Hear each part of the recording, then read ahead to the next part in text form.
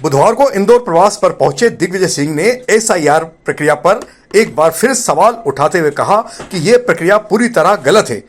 जो 1 महीने का समय दिया गया है वो भी काफी कम है, जिसके कारण बीएलओ पर काफी दबाव बढ़ रहा है, जिसके चलते अनेक बीएलओ हार्ट अटैक के कारण अपनी जान गंवा चुके हैं। हालांकि अब तक कितने बीएलओ अपनी जान गंवा चुके हैं इस मामले में वे कुछ भी नहीं बोल सके। 2003 में तक जो एसआईआर होता था, स्पेशल इंटेंसिव रिवीजन, वो उसमें जवाबदारी होती थी सरकार की, जवाबदारी होती थी चुनाव आयोग की कि हर नागरिक का नाम मतदाता सूची में जोड़ा जाए। आज वो हमसे प्रमाण पत्र मांग रहे हैं। अब ये आप गरीबों के अंदर वो प्रमाण पत्र मिलेंगे कहाँ जिनकी मांग हो रही है। इसलिए इसकी सारी प्रक्रिया गलत है और कम समय दिया गया। 1 महीने में संभव नहीं है, इसे कम से कम 6 महीने साल भर लगता है उसको पूरा करने के लिए। और दबाव कितना आप समझते हैं, बीएलओ में कितना दबाव है। कईयों ने आत्महत्या कर ली, कई लोग की मृत्यु हो गई। इसलिए ये प्रक्रिया ही पूरी तरह से दोषपूर्ण है। मध्य प्रदेश के मुख्यमंत्री डॉक्टर मोहन यादव बुधवार को इंदौर पहुंचे, जहां उन्होंने लौह पुरुष सरदार वल्लभ भाई पटेल की 150वीं जयंती के उपलक्ष्य में आयोजित नर्मदा प्रवाह यात्रा यूनिटी मार्च में सहभागिता दर्ज की। नागपुर से प्रारंभ हुई यह विशेष यात्रा इंदौर में भव्य स्वागत के बाद धार झाबुआ से होती हुई गुजरात के गोधरा की दिशा में रवाना हो गई। इंदौर का चरण प्रारंभ सरदार पटेल की प्रतिमा पर पुष्पांजलि अर्पित करने के साथ किया गया। इसके पश्चात मुख्यमंत्री यादव ने यूनिटी मार्च में चलते हुए जन समूह को भी संबोधित किया। इस अवसर पर हजारों नागरिक, विभिन्न सामाजिक संस्थाएं, युवा समूह और अनेक सांस्कृतिक दल के नेतृत्वकर्ता भी यात्रा में शामिल हुए थे।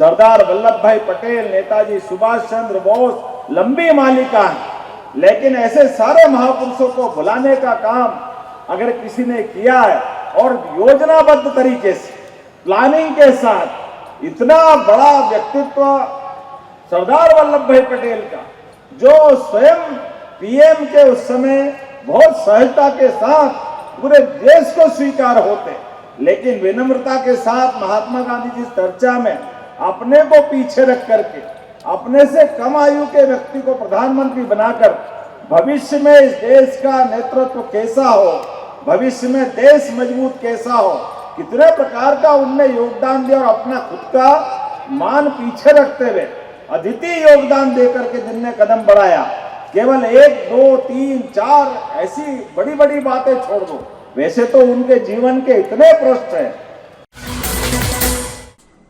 26 नवंबर बुधवार संविधान दिवस के अवसर पर इंदौर के गीता भवन चौराहा पर बाबा साहब अंबेडकर की प्रतिमा पर विशेष कार्यक्रम आयोजित किया गया। कार्यक्रम में संविधान निर्माता को नमन करते हुए प्रतिमा पर पुष्पांजलि अर्पित की गई। उपस्थित नागरिकों को संविधान की शपथ भी दिलाई गई। मध्य प्रदेश शासन के पूर्व मुख्यमंत्री दिग्विजय सिंह और सांसद अभिभाषक विवेक तन्खा ने भी प्रतिमा पर माल्यार्पण किया। इसके बाद उन्होंने उपस्थित लोगों को संविधान की रक्षा और पालन का संकल्प भी दिलाया। ये डिस्ट्रिक्ट और सिटी कांग्रेस कमेटी के तत्वाधान में यहाँ संविधान दिवस मनाया जा रहा है। दिग्विजय जी हम लोगों का साथ है और सबका एक ही संकल्प है आज के दिन कि इस संविधान और उसके स्पिरिट की रक्षा करना है। इस वक्त देश में बहुत चुनौतीपूर्ण वातावरण है, संवैधानिक संस्थाओं के ऊपर बहुत प्रेशर है और एक देश के जवाबदार नागरिक की हैसियत से, एक वकील की हैसियत से, एक लॉ ऑफिसर की हैसियत से हम लोग सबका दायित्व बनता है कि हम लोग हर वो कदम उठाएं जिससे लोग सुरक्षित इस देश में फील करें। इंदौर में बस चालक लगातार यातायात नियमों का उल्लंघन कर रहे हैं, जिसके कारण अनेक जगह यातायात व्यवस्था बिगड़ रही है। इसी के तहत कलेक्टर शिवम वर्मा ने लापरवाह और नियम विरुद्ध चलने वाले बस चालक और संचालकों के खिलाफ कड़ी कार्रवाई के दिशा निर्देश इंदौर आरटीओ को जारी किए हैं। कलेक्टर का आदेश मिलते ही आरटीओ ने बुधवार से कार्रवाई आरंभ कर दी है और हमारी जो वाहन है वो बेहतर रहे, अनफिट ना रहे, इसके लिए निरंतर हम लोग प्रयास करते हैं। हमारी पूरी प्रशासन की टीम, आरटीओ, पुलिस, सबकी टीम मिलकर कार्रवाई करती है और इसी क्रम में हमारी निरंतर कार्रवाइयां चल रही हैं। जो भी ऐसे वाहन है जो अनफिट हैं, जिनमें पैनिक बटन नहीं है, जिनमें स्पीड गवर्नर नहीं है, ऐसे वाहनों को हम लोग पकड़ते हैं, उसको पेनल्टी लगाते हैं और कुछ अगर वो ऐसे अयोग्य वाहन है तो उनको हम लोग जब्त भी करते हैं। तो ये कार्रवाई निरंतर हमारी चलती रहती है। हम लोग आगे भी इस कार्रवाई को करेंगे सख्ती से, जिससे हमारे सभी वाहन जो है सुरक्षित रहें, फिट रहें और हमारे सभी यात्रियों की सुरक्षा जो यात्रा है वो सुरक्षित रहे और सुखद रहे।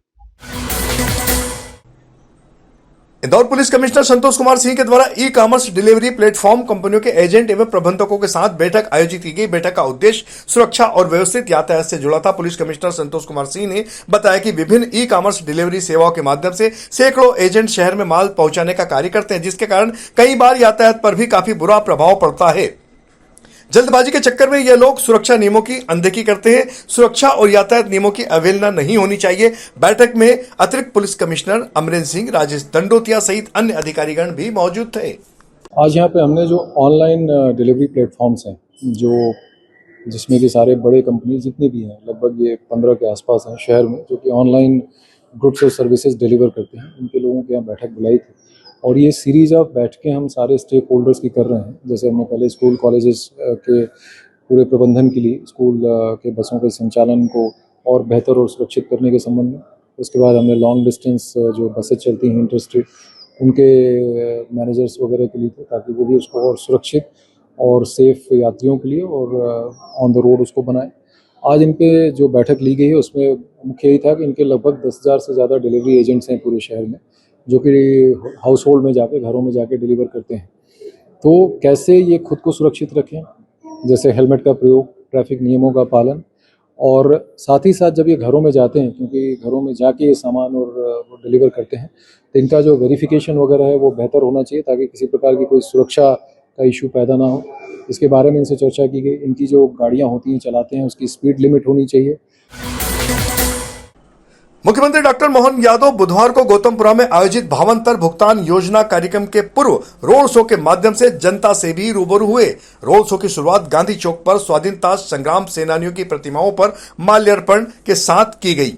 रोड शो में मुख्यमंत्री खुले रथ पर सवार हो जनता का अभिवादन स्वीकार करते हुए चल रहे थे। रोड शो में जल संसाधन मंत्री तुलसीराम सिलावट, सांसद शंकर लालवानी, विधायक मनोज पटेल सहित अन्य जनप्रतिनिधि भी मौजूद थे।